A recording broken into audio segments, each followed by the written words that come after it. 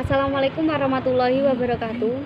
Saya dari kelas 12 BDP 2 akan menjelaskan materi agama Islam tentang kodok dan kodar.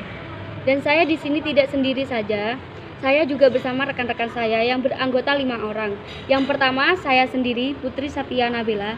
Yang kedua Septi Nurmasita. Yang ketiga Tarisa Puspitasari. Yang keempat Sabina Oktavia. Yang kelima Rindi Putri Aulia. Pengertian kodok dan kodar. Kodok dan kodar sering dikenal sebagai ucapan lain dari kata takdir. Takdir merupakan suatu yang berkaitan dengan kehidupan itu sendiri. Hukum dari takdir bersinggung dengan sebab dan akibat yang saling mempengaruhi terhadap hasil takdir.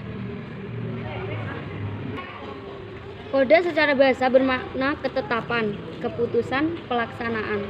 Pengertian secara etimologiannya menjelaskan bahwa kodok merupakan suatu ketetapan keputusan pelaksanaan atas umat manusia yang telah ditetapkan oleh Allah pada zaman azali.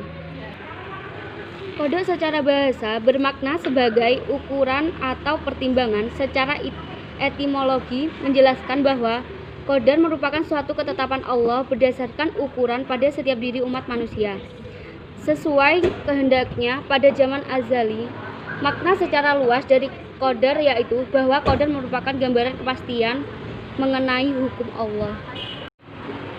Perumpamaan perbedaan kodok dan kodar dijelaskan dalam salah satu kitab Kasyifatus Saja oleh Syekh Imam Nabawi Banten. Kehendak Allah yang berkaitan pada azali, misalnya kau kelak menjadi orang alim atau berpengetahuan adalah kodok.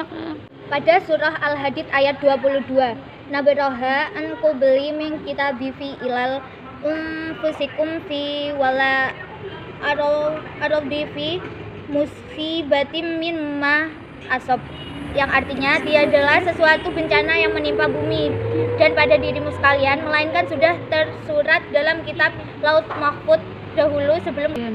Pada surah Ar-Rod ayat 8, bima qadarin indahu sya'i waqul, artinya dan segala sesuatu bagi Tuhan telah ada hingganya atau jangkanya. Serta dalam surah Al-A'la ayat 3, wahada qudara wallazi, artinya dan Tuhanmu yang telah menentukan kemudian menunjukkan.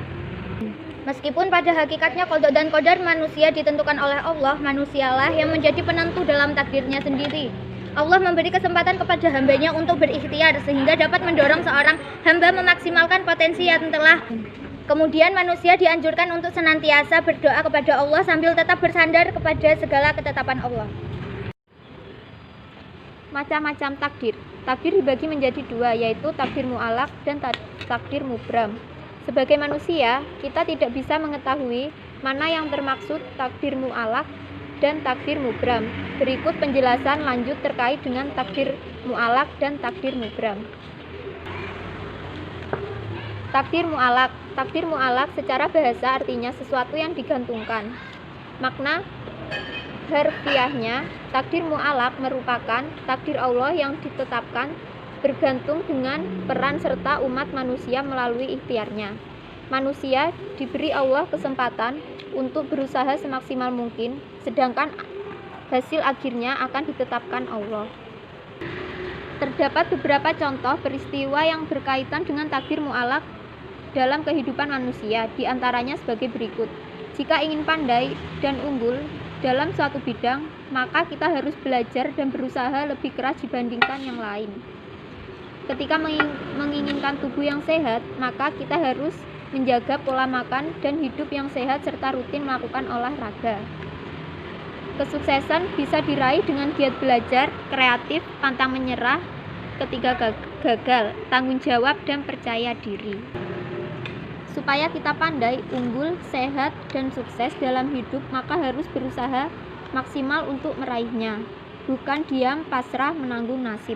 Sehingga dalam takdir mu'alaq, manusia mendapatkan kesempatan untuk berusaha sebaik dan semampunya agar mencapai seperti apa yang diharapkan.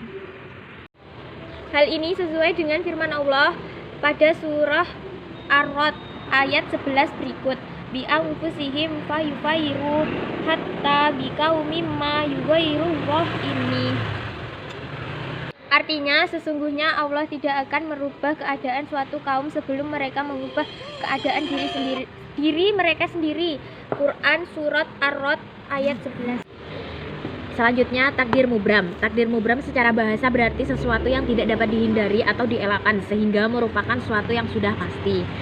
Secara harfiah, takdir mubram merupakan ketentuan mutlak Allah terhadap umat manusia sehingga manusia tidak bisa menghindarinya. Namun, sebagai hamba, manusia boleh berusaha, berikhtiar, dan berdoa memohon diringankan yang menjadi ketentuan mutlak Allah dalam takdir mubram. Berikut beberapa peristiwa sebagai wujud takdir mubram pada umat manusia, yaitu kematian. Takdir ini merupakan takdir mutlak yang hanya Allah yang mengetahuinya. Manusia tidak dapat terhindar dari peristiwa kematian. Oleh karena itu, manusia dianjurkan untuk senantiasa berikhtiar, berdoa agar dianugerahi amal soleh dan husnul khotimah ketika meninggal.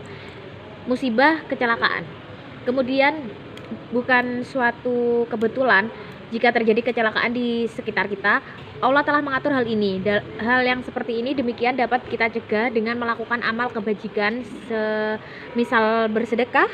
Hal ini karena salah satu hikmah bersedekah adalah dihindarkan dari musibah. Demikian penjelasan mengenai kodok dan qadar disertai perbedaan serta beberapa contoh peristiwa kodok dan qadar atau takdir dalam kehidupan sehari-hari. Semoga bermanfaat.